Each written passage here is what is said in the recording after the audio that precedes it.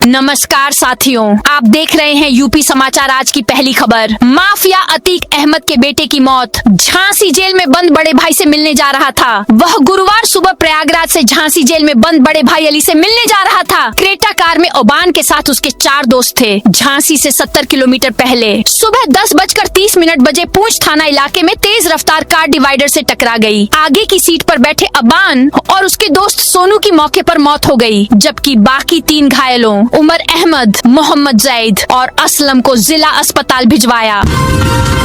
UP में मानसूनी बारिश का सिलसिला जारी है। गुरुवार सुबह से लखनऊ, सहारनपुर, मेरठ समेत 10 से अधिक शहरों में बारिश हो रही है। वाराणसी में कई सड़कों पर जलभराव हो गया है। कौशाम्बी और प्रयागराज में लगातार बारिश के चलते 8वीं तक के स्कूल बंद कर दिए गए हैं। प्रदेश के 35 से ज्यादा शहरों में बादल छाए हुए हैं। मौसम विभाग ने आज प्रदेश के सभी 75 जिलों में बारिश का अलर्ट जारी किया है। इनमें 39 जिलों में भारी बारिश की चेतावनी है। नेपाल में बिगड़े हालात के बाद यूपी से सटी सीमा पर सिक्योरिटी टाइट। नेपाल में सांप्रदायिक हिंसा के बाद भारत नेपाल सीमा और उत्तर प्रदेश के सीमावर्ती जिलों में चौकसी बढ़ा दी गई है। सशस्त्र सीमा बल और यूपी पुलिस केंद्रीय सुरक्षा एजेंसियों को सीमा पर हो रही गतिविधियों की जानकारी दे रही है। यूपी में भारी बारिश और बिजली गिरने से नुकसान पर सीएम योगी सख्त। यूपी में भारी बारिश और आकाशीय बिजली से हुई जनहानि का सीएम योगी ने संज्ञान लिया है। उन्होंने शासन प्रशासन को अलर्ट मोड पर रहने के निर्देश दिए हैं। अतिवृष्टि या आकाशीय बिजली के कारण हुई जनहानि, पशुहानि और आर्थिक नुकसान का त्वरित आकलन कर प्रभावितों को 24 घंटे के भीतर मुआवजा देने के भी निर्देश दिए। आम ग्राहकों के लिए ईमेल के जरिए फंड ट्रांसफर की सुविधा बंद। बैंकों ने ग्राहकों एनआरआई विदेशी मुद्रा के भारतीय खातों को छोड़कर के लिए ईमेल के आधार पर फंड ट्रांसफर की सुविधा बंद करने का फैसला किया है। कॉर्पोरेट ग्राहकों पर इसका असर नहीं होगा, लेकिन इसके लिए कई अतिरिक्त सुरक्षा उपाय अनिवार्य रहेंगे। बैंक अधिकारियों का कहना है कि साइबर धोखाधड़ी, फर्जी ईमेल और दस्तावेजों के दुरुपयोग के बढ़ते मामलों को देखते हुए यह कदम उठाया गया है। मुरादाबाद में स्कूलों के पास तंबाकू बेचने वालों पर एक्शन। मुरादाबाद जिला प्रशासन ने स्कूली बच्चों को तंबाकू और नशीले पदार्थों से बचाने के लिए एक विशेष अभियान चलाया। अपर जिलाधिकारी अंकुश श्रीवास्तव के नेतृत्व में पीली कोठी क्षेत्र स्थित विभिन्न विद्यालयों के आसपास की दुकानों की सघन जांच की गई। अपने इकलौते विधायक के अंतिम दर्शन कर मायावती भावुक बोली, उमाशंकर सिंह ने कभी धोखा नहीं दिया। यूपी में बसपा के इकलौते विधायक उमाशंकर सिंह का पार्थिव शरीर गुरुवार सुबह दिल्ली से लखनऊ लाया गया। अंतिम दर्शन के लिए उनके आवास पर रखा गया। बसपा सुप्रीमो मायावती ने पहुंचकर श्रद्धांजलि अर्पित की। इस दौरान वह भावुक नजर आईं। उन्होंने विधायक के बेटे को ढांढस बंधाते हुए कहा, बसपा परिवार आपके साथ है। बुलंदशहर में 118 अपराधियों की हिस्ट्री शीट खुली। बुलंदशहर पुलिस ने अपराधियों पर प्रभावी नियंत्रण स्थापित करने के लिए एक विशेष अभियान चलाया है। इस अभियान के तहत यक्ष ऐप का उपयोग करते हुए 118 सक्रिय और आदतन अपराधियों की हिस्ट्री शीट खोली गई है। यह कार्रवाई वरिष्ठ पुलिस अधीक्षक दिनेश कुमार सिंह के निर्देश पर की गई। किसान रजिस्ट्री में उत्तर प्रदेश की बड़ी छलांग। किसानों को सरकारी योजनाओं का लाभ पारदर्शी और समयबद्ध तरीके से उपलब्ध कराने के उद्देश्य से चलाया जा रहा किसान रजिस्ट्री अभियान तेजी से बढ़ रहा है। प्रदेश ने किसान रजिस्ट्री की प्रगति में राष्ट्रीय स्तर पर 10वां स्थान हासिल किया है। देवरिया में 2 आटा मिलों पर छापेमारी। देवरिया जिले में खाद्य सुरक्षा एवं औषधि प्रशासन विभाग ने गुरुवार को 2 आटा मिलों पर छापेमारी की। विभाग ने खाद्य पदार्थों की गुणवत्ता सुनिश्चित करने के उद्देश्य से यह कार्रवाई की। निरीक्षण के दौरान लेबलिंग संबंधी अनियमितताएं पाए जाने पर दोनों प्रतिष्ठानों को नोटिस जारी किया गया। साथ ही आटा, मैदा और सूजी के नमूने लेकर जांच के लिए प्रयोगशाला भेजे गए हैं। यूपी में सड़क निर्माण में 1,44,00,000 का अतिरिक्त खर्च। सीएजी ने चंदौली जिले में सड़क निर्माण की एक परियोजना के लिए यातायात भार की गलत गणना किए जाने से लोक निर्माण विभाग द्वारा 1,44,00,000 रुपए अनावश्यक खर्च किए जाने का मामला उजागर किया है।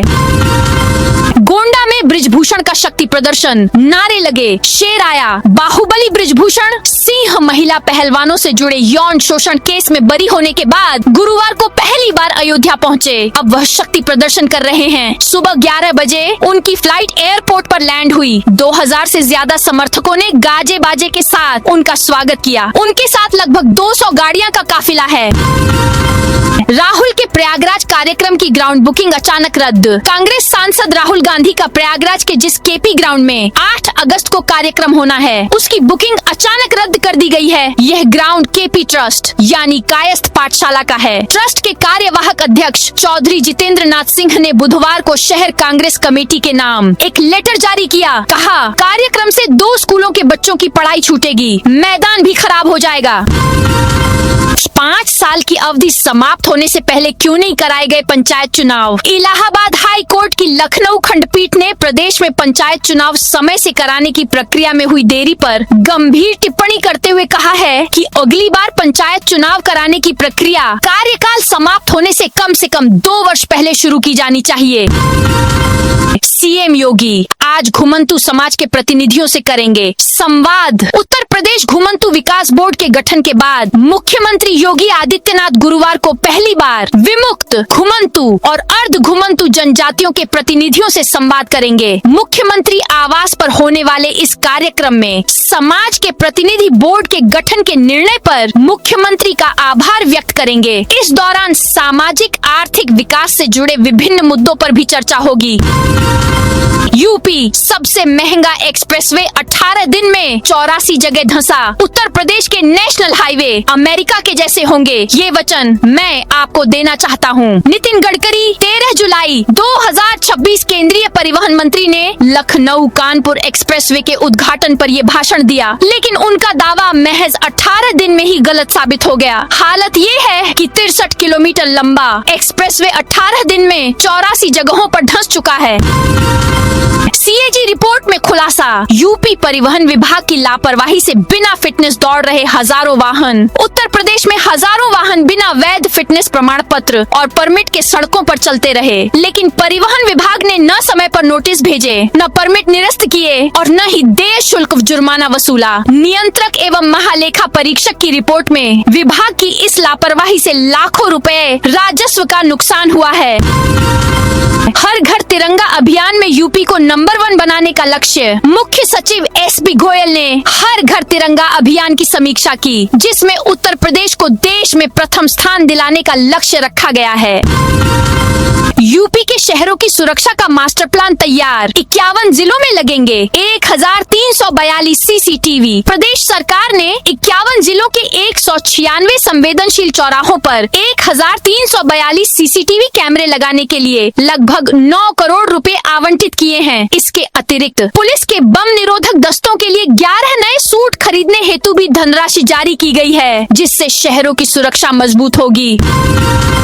सावन माह में सोमवार छोड़ बाकी दिन मिलेगा सुगम दर्शन टिकट। सावन माह में काशी विश्वनाथ धाम आने वाले श्रद्धालुओं की दर्शन व्यवस्था को लेकर मंदिर न्यास ने बड़ा फैसला लिया है। मंदिर प्रशासन ने अपनी आधिकारिक वेबसाइट पर सुगम दर्शन टिकट व्यवस्था में बदलाव किया है। नए आदेश के तहत अब 10, 17 और 24 अगस्त सावन सोमवार को छोड़कर अन्य सभी दिनों के लिए श्रद्धालुओं को सुगम दर्शन के टिकट उपलब्ध कराए जाएंगे।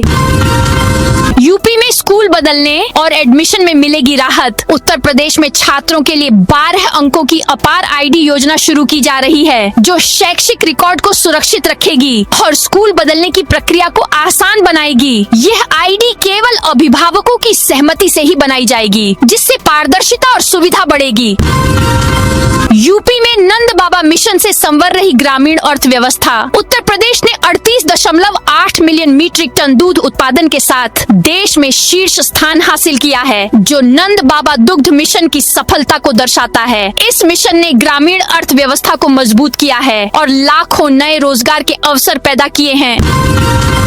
राजपाल यादव के शाहजहांपुर वाले घर पर कुर्की का नोटिस। बॉलीवुड अभिनेता राजपाल यादव की मुश्किलें बढ़ती जा रही हैं। शाहजहांपुर में सेंट्रल बैंक ऑफ इंडिया ने उनके पैतृक घर पर 16.61 करोड़ रुपए के बकाया लोन को लेकर कुर्की का नोटिस चस्पा किया है। बैंक ने चेतावनी दी है कि 34 दिन के भीतर लोन नहीं चुकाया गया तो संपत्ति नीलाम कर दी जाएगी। नीलामी की तारीख 9 सितंबर तय की गई है। हालांकि कुछ देर बाद परिवार ने नोटिस हटा दिया। कैराना से हिंदुओं को भगाने का आरोपी एनकाउंटर में ढेर। शामली में बुधवार दोपहर दिन दहाड़े हुई मुठभेड़ में 1 लाख का इनामी बदमाश मोहम्मद फुरकान मारा गया। उसने पुलिस को देखते ही कार्बाइन और पिस्टल से करीब 5 राउंड ताबड़तोड़ फायरिंग कर दी थी। मुठभेड़ में एक सिपाही के पेट में गोली लगी है। इसके बाद पुलिस टीम ने खुद को बचाते हुए जवाब दिया। इस दौरान फुरकान को गोली लगी और वह गिर गया। फुरकान और सिपाही को तत्काल अस्पताल ले जाया गया, जहां डॉक्टरों ने बदमाश को मृत घोषित कर दिया, जबकि सिपाही को मेरठ रेफर कर दिया गया। हाई कोर्ट ने पंचायत चुनाव पर यूपी सरकार से मांगा जवाब। इलाहाबाद हाई कोर्ट की लखनऊ खंडपीठ ने पंचायत चुनाव में देरी के मामले में राज्य सरकार के दायित्व पर टिप्पणी की है। न्यायालय ने स्पष्ट किया कि अधिसूचना जारी होने की तिथि से 6 महीने के अंदर पंचायत चुनाव संपन्न कराना सरकार की वैधानिक बाध्यता है। सरकारी अधिवक्ता के अनुसार यह अवधि नवंबर 2026 में पूरी हो जाएगी। सीएम योगी आज अंबेडकर नगर आएंगे। मुख्यमंत्री योगी आदित्यनाथ 7 अगस्त को अंबेडकर नगर जिले के गोविंद साहब धाम पहुंचेंगे। दोपहर करीब 3 बजे मुख्यमंत्री गोविंद साहब में बने हेलीपैड पर उतरेंगे। इसके बाद वह एक जनसभा को संबोधित करेंगे और जिले के 3 प्रमुख विधानसभा क्षेत्रों आलापुर, जलालपुर और टांडा के लिए करोड़ों रुपए की विकास परियोजनाओं की सौगात देंगे। घाघरा नदी का जलस्तर बढ़ा। खतरे के निशान के करीब बहराइच जिले में घाघरा नदी का जलस्तर बढ़ गया है। गिरिजापुरी और सरयू बैराजों से लगातार पानी छोड़े जाने के कारण नदी खतरे के निशान से मात्र 9 सेंटीमीटर नीचे बह रही है। संभावित बाढ़ की आशंका को देखते हुए मेहसी तहसील के उप जिलाधिकारी ने गुरुवार को नदी किनारे बसे गांवों का दौरा किया और लोगों से सतर्क रहने की अपील की। महोबा में मूंगफली बीज वितरण में घोटाले की आशंका। महोबा में मूंगफली बीज वितरण में बड़े घोटाले की आशंका को लेकर किसानों में भारी आक्रोश है। जय जवान जय किसान एसोसिएशन ने जिलाधिकारी को एक ज्ञापन सौंपा है, जिसमें वित्तीय वर्ष 2026 से 27 के दौरान आवंटित 10,000 कुंतल मूंगफली बीज में भारी धांधली का आरोप लगाया गया है। 50 साल पुराने संस्थानों में बनेगी भारतीय ज्ञान परंपरा शोध पीठ। राष्ट्रीय शिक्षा नीति के तहत उत्तर प्रदेश सरकार ने उच्च शिक्षा संस्थानों में भारतीय ज्ञान परंपरा संवर्धन शोध पीठ स्थापित करने का फैसला किया है। इसके लिए विस्तृत नीति और दिशा निर्देश जारी कर दिए गए हैं। योजना का उद्देश्य भारतीय ज्ञान, दर्शन, विज्ञान और सांस्कृतिक विरासत को आधुनिक शिक्षा और शोध से जोड़ना है।